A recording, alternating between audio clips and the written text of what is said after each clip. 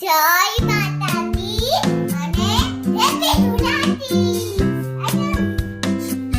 આટલું બધું જો ઓલી બોડીનો સામાન, બે ફૂગડા, પછી બે આવી પિચકારી, પછી બે વાળી પિચકારી અને પર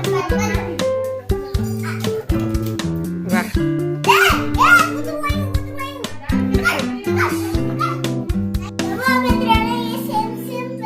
આમ તો રંગીને કલરથી કેવું થઈ જવાનું છે.